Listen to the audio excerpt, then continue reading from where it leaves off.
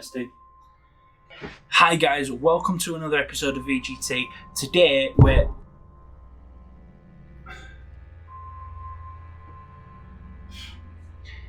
Hi guys, welcome to another episode of VGT. Today we're talking about... Vicky, can you stop clattering about downstairs? I'm trying to shoot a video.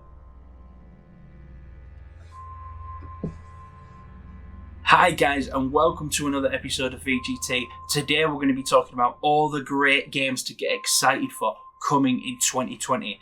It's going to be a great year. Oh.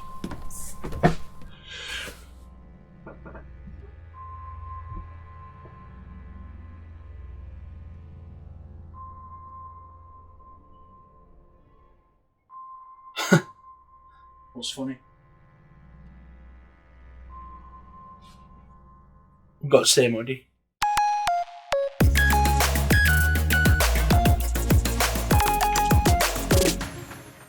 Welcome to another episode of Video Game Therapy. I am VGT Yor, and today we're going to be taking a look at 10 games apparently still coming in 2020 that you didn't know you were excited for. Not all of these games have official release dates planned, but all of them are still listed as coming in 2020. But even then, this is 2020. Literally, anything could happen. Alas, let's dive right in. These are in absolutely no particular order, but coming in at number 10 is Desperados 3. Desperados 3 is a top-down, real-time tactics game set in a Wild West world with an emphasis on stealth mechanics. The reason why this one caught my eye is because it looks like if you took the stealth mechanics from Metal Gear Solid 1 and created a whole game based around that concept. That's what Desperados 3 looks like. Who goes there? The enemy's fields of view are displayed in real time on the screen, so you don't have to look to a mini-map and you can plan your routes accordingly. It looks like there's a lot of variation to get from point A to point B, which I love, and hopefully that means that the game will have considerable replay value. Just generally looks like heaps of fun. Desperados 3 is coming June 16th to PlayStation 4, Xbox One, and PC. Number 9 is Skater XL. Skating games are back. Tony Hawk's Pro Skater 1 and 2 remake coming out in September, Skatebird coming next year, and this is the monstrosity that EA have decided to do with the Skate franchise. Yep, that's right. Apparently EA are making a Skate mobile game. For me. Read the room already and make Skate fucking 4. Anyway, fear not, Skate fans, because Easy Day Studio stuck their proverbial middle finger up at EA and said, hey, we'll make our own. Not unlike the Skate series, Skater XL has more of an emphasis on the technicality of pulling off the tricks, rather than just getting as much height as you can on a ramp and mashing buttons to rack up your score. From what I understand, you use your right stick to control your back foot, your left stick to control your front foot, and your triggers to change the direction that you're facing. Sounds more derpy than it probably is. It's actually available on Steam Early Access now, with its full release coming July 28th to PS4 and Xbox, with a Switch release planned for later in the year. Number 8 is Windbound. Windbound is a survival game where you wash up on a deserted island and you have to use the island's natural resources to survive and to ultimately build a raft to take to the open seas, to find more islands, to do more foraging. Classic survival mechanics. The first thing that sprang to mind though when I saw this game, as I'm sure it did for many of you, is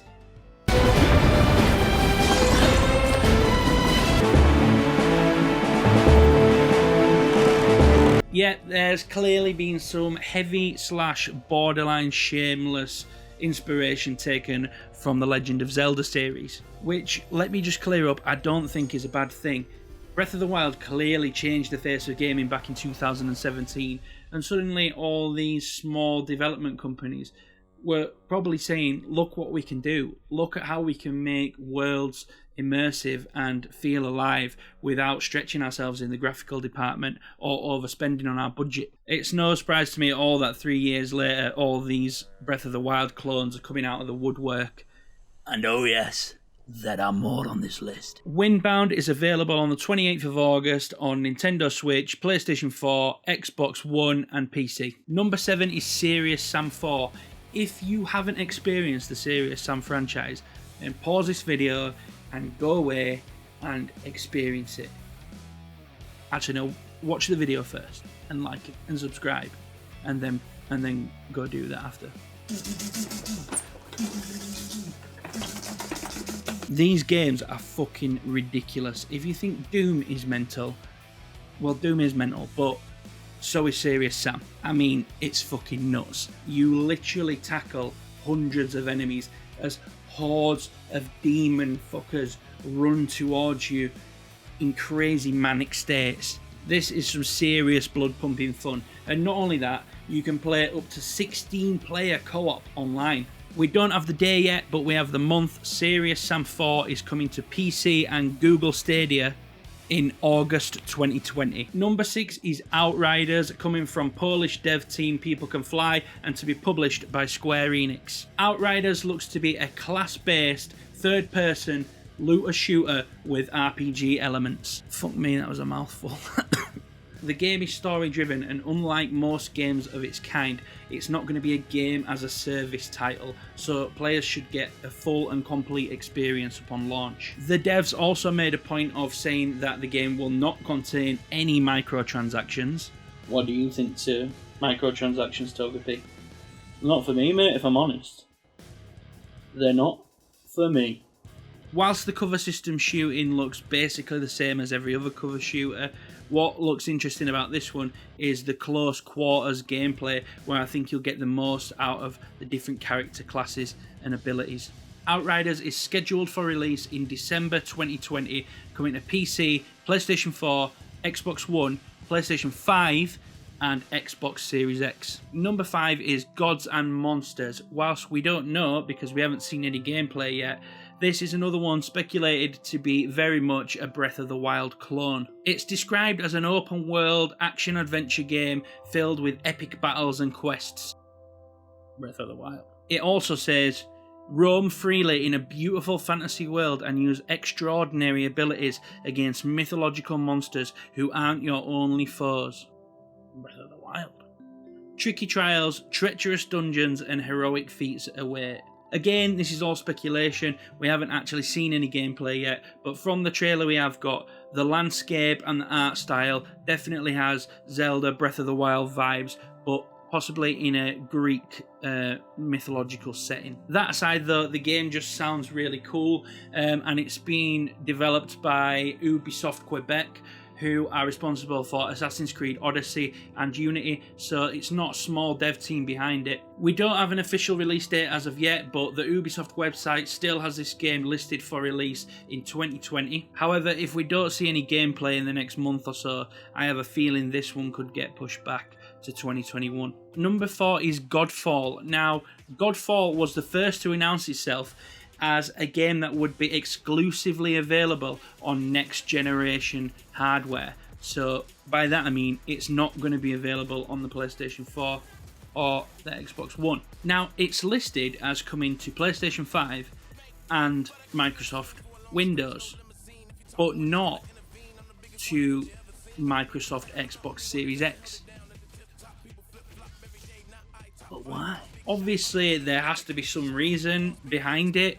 I don't know if there's some kind of console timed exclusivity deal that Sony have got with it, but it's coming to Microsoft Windows. It's going to the PC. You do realise you have a next-gen console coming out as well, Microsoft, right? It's this kind of thing that just gives me an air of worry about what's going on with the Xbox Series X. Why is this game from third-party developer not coming to both platforms? Anyway, Godfall describes itself as a looter hacker action RPG. The combat gives off God of War vibes and just looks immensely satisfying.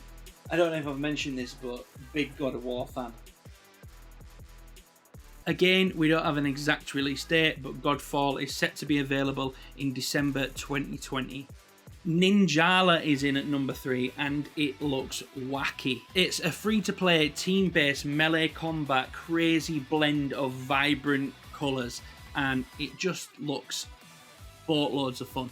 Heavily leaning on the Splatoon art style, it's almost criminal when you realise that this game wasn't developed by Nintendo, although there are a couple of clues that give it away. The first being that it is a free game.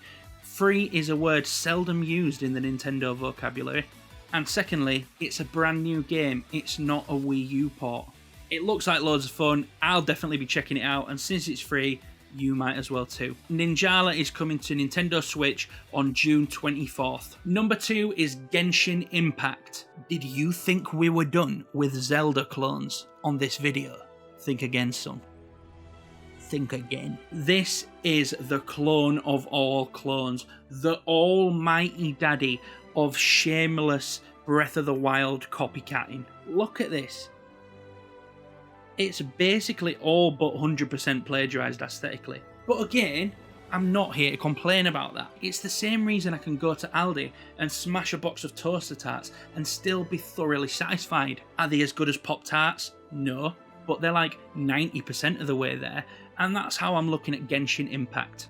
They are basing their gameplay and design choices on a game that absolutely smashed those elements out of the park. Now, if they can also write a compelling and engaging story, and they don't use voice actors from Craigslist, then, dare I say it, Genshin Impact could actually even be... No, I don't dare say it, because we both know that Genshin Impact is not going to be as good as Breath of the Wild. But if it even comes close, then I'm still going to thoroughly enjoy that game. Genshin Impact is coming to PlayStation 4, Nintendo Switch and PC sometime in 2020. Last of all, coming in at number 1 is Hollow Knight Silksong, Team Cherry's sequel to their incredibly successful indie Metroidvania Hollow Knight.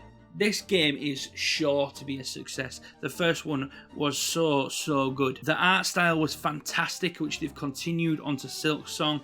The soundtrack was brilliant, and the same composer is working on Silksong. If you haven't given Hollow Knight a go, it is a must play, especially for Metroidvania fans. You'll find it on all the top 10s for Metroidvanias. It is a modern classic. The only worry I have for this game is that we haven't heard a single thing from Team Cherry since December 2019.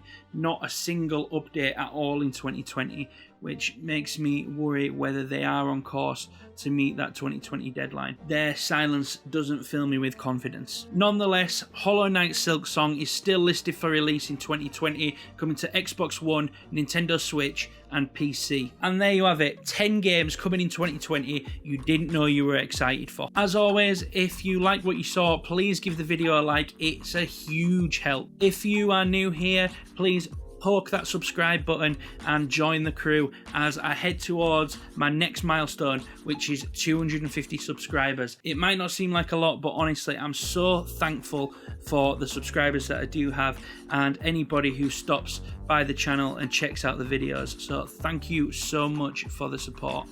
Thanks again, guys, and I'll see you next time.